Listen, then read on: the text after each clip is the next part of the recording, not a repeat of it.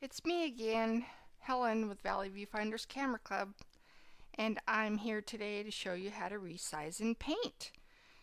This is a free program. Well, I can't say free. It comes with the Microsoft part of your computer when you buy it. At least it did with mine. And I know, in fact, I'm pretty sure that my other computers have always had it on there. I've just never used it too much.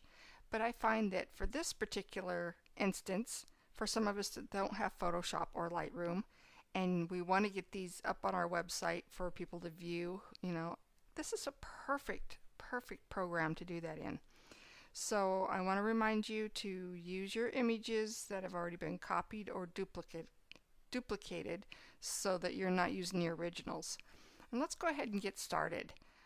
We're going to do the same thing we've done in those other programs. We're going to do with a landscape image, a portrait image, and an almost square or square image, because they're all sized just a little bit different, and it's important to make sure that we go over this in different programs because they all work different. So let's go ahead and start with this image. This was an image that would be way too big on the website and would take forever to render if we left it at this size. And of course we know we can't do that, so let's go ahead and resize it. Up here at the very top bar there was a little resize button here, and we're going to click on that. Now we don't want to do percentage, we want to do pixels. And we've talked about pixels forever in our club, and for anything you do on the web, pixels is what we go by. Make sure you keep the constraint and maintain aspect ratio checked. We're doing the landscape image, and if you remember, our landscape images are 1024. That's 1024 pixels. And since we checked the box, our vertical took care of itself automatically. Now let's just go ahead and click on that. OK. Now that's about the exact same image that's going to go up on the website. It's much more viewable. Very nice. So let's go ahead. We're going to walk through this first one as far as naming structure. Go up to File, click on Save As, and then maneuver to JPEG. Now in this here, we're doing it the same as the others. We're going to start out with the placing in, that you received in one of the competitions. So let's just start with, we'll say this, one first. And the category was open. We'll say it was small. And the person whose picture this is that presented it at the club. The VVCC stands for Valley Viewfinders Camera Club, and then the name of the image. And that's all there is to it. You can see that this is a JPEG. We're going to go ahead and click on Save. So that one is done. Now let's go ahead and just do like we've done with the other ones. I know it takes some time and can get pretty boring, but it's important to go through all these. Let's do a portrait sized image. And again, this one imported, and it's just huge. Obviously there's just so much information there that we just don't need that. Let's go ahead and resize again. Pixels. It's already checked for me right over here.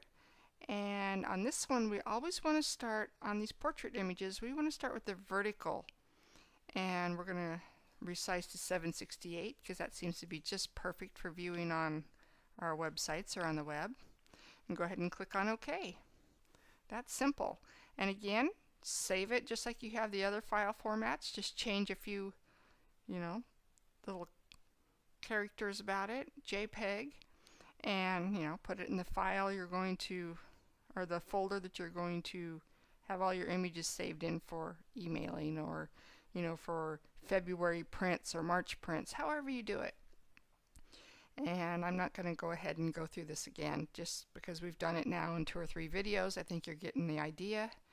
And if not, then you can go back and watch the very first part of this video, and it should help you out. But let's go ahead and do the square image just so that we kind of get this down pat here. And I don't want to save this image, but I do. See, this one's just really big. And let's go ahead and resize this, and that is a square image.